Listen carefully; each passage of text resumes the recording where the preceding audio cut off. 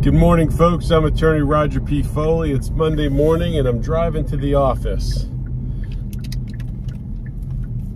As a huge fan of MMA, mixed martial arts, I watched the fights on Saturday.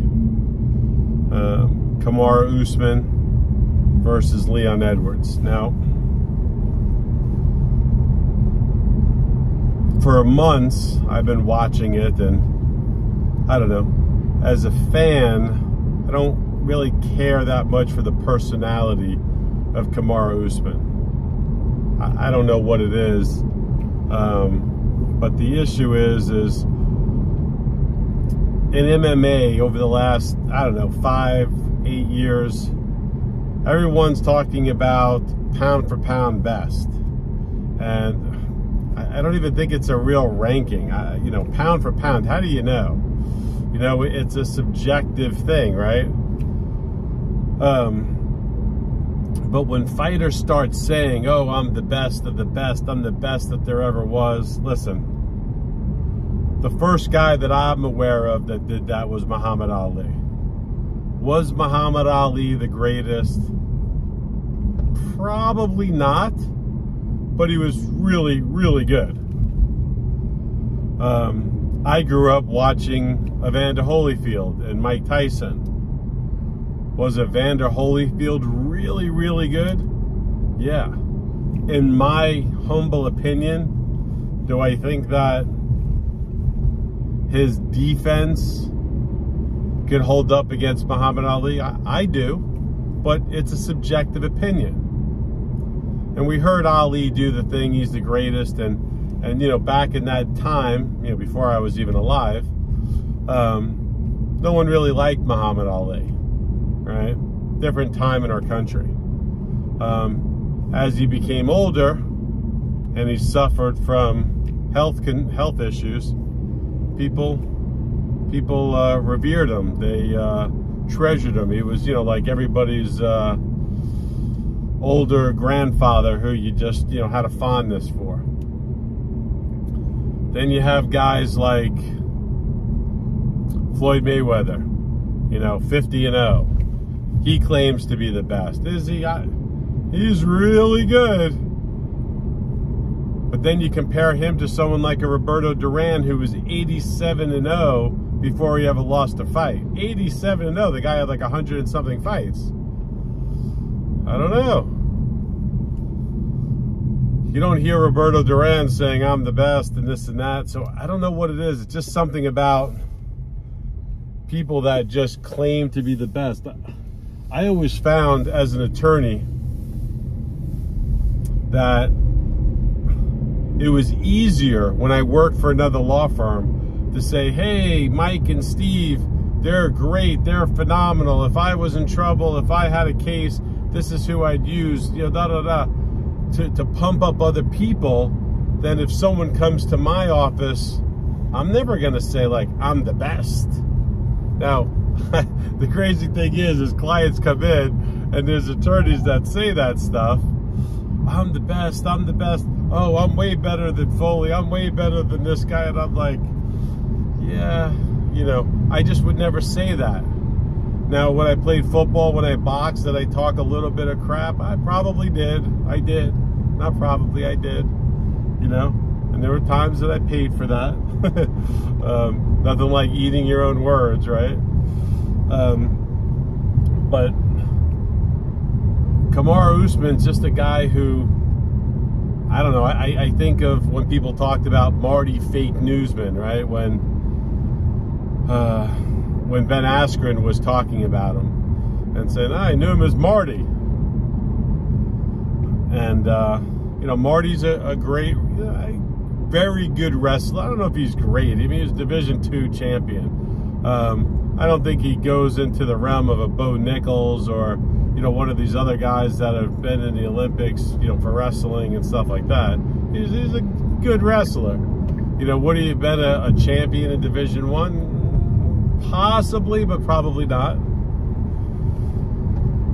And you saw that when Leon Edwards mounted him in the first round, right? Both guys are fresh, both guys aren't sweaty, and you went, hey, look at this, right? And I was very impressed by that.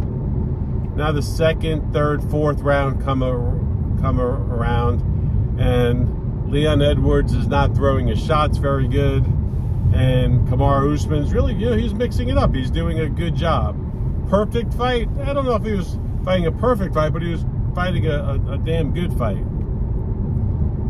And as I'm sitting there in the fifth round and I'm listening to Joe Rogan and John Anik and oh my goodness, I can't think of his name right now. Got beat up by John Jones twice, and Wine's another guy that kind of claims to be the greatest or whatever. DC. And they're just saying, like, it's over. And they were right. At the end, they were like, yeah, they wrote his obituary. They were saying Leon Edwards, like, he couldn't do it. He's just not on. And then all of a sudden, out of nowhere, a very relaxed jab, a very relaxed left kick to the head knocks Kamaru Usman out. And I was just laying there in bed watching this, and I was so excited for Leon Edwards, right? I'm an attorney. I'm not on the inside of MMA, but I watch each fighter. I watch the things that they do every week. I follow, YouTube. It's like fixed on UFC fighters. So I listen, and of course I know I'm only getting what's being put out, but I pay attention to their demeanor and stuff. And Leon Edwards always comes across as a respectful, educated, articulate, man who's family oriented. This is someone who, I think the everyday person could get something from, right? He grew up in poverty. He worked hard. He dedicated himself. He has been on the list for, I don't know, the last couple of years with his undefeated streak. He just hasn't gotten the title shot. And people who I think are lesser have gotten title shots. He finally gets a title shot. First round, he wins. It's a 10-9 round for him. Second, third, fourth, he is losing because Kamaru Usman implements even more wrestling and, whatever.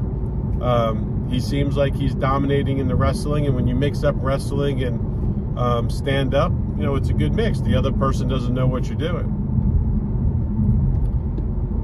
And out of the blue, man, just a very relaxed jab, a left kick to the head, Kamaru Usman is out.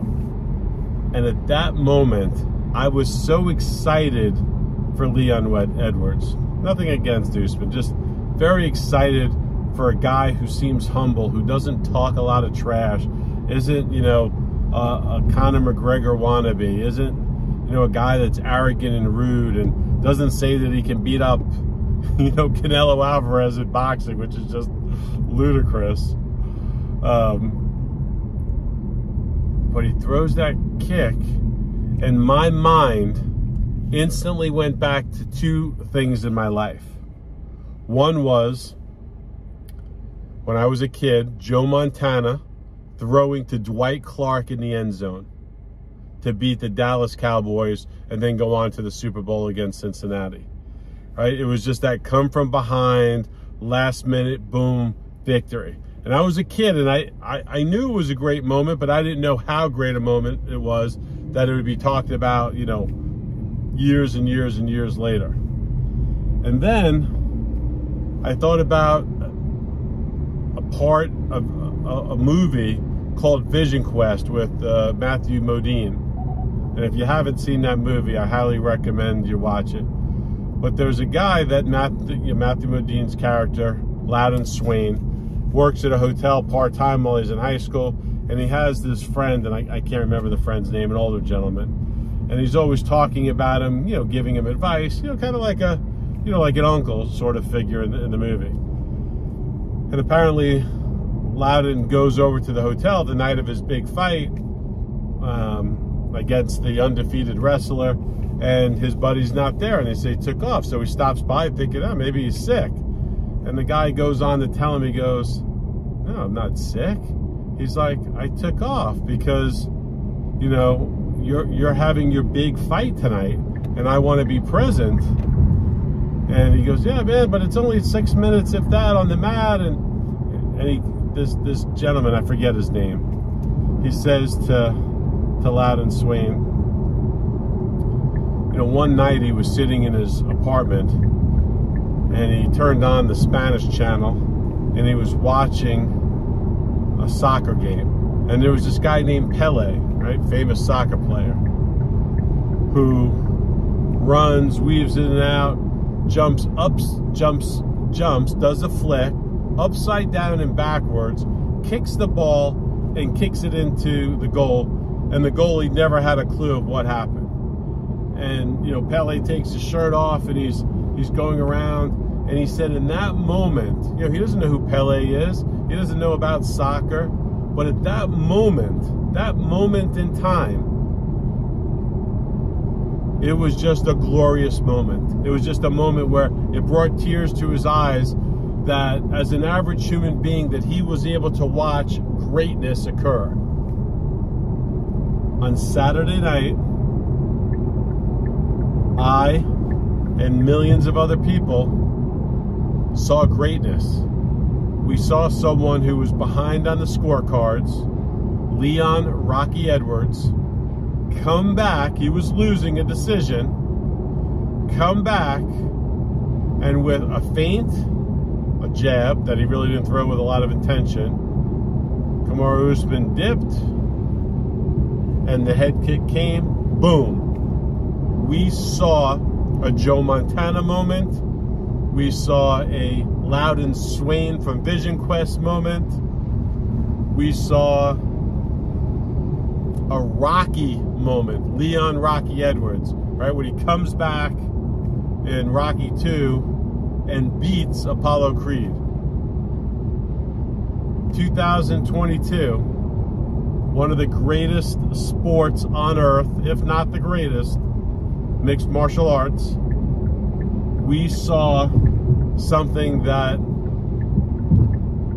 only the coaches, the people around Edwards knew was possible, and he did it. He did it. I went up online and I saw people making comments in the post-show. There were grown men, 40s, 50s, 60s, saying it brought tears to their eyes, just like this hotel worker in Vision Quest. It brought tears to his eyes because they saw something so glorious.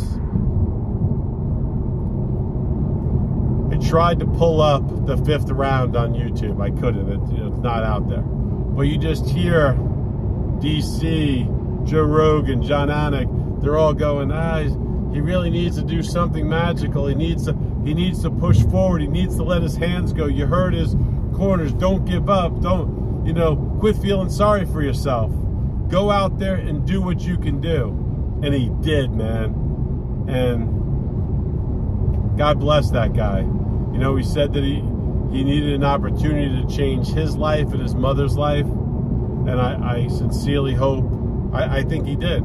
I think that he changed his life. And I'm looking forward to seeing him as a champion. I'm attorney Roger P. Foley, just talking about the UFC and the championship fight this past weekend. Just a great memory. God bless those guys. Take care.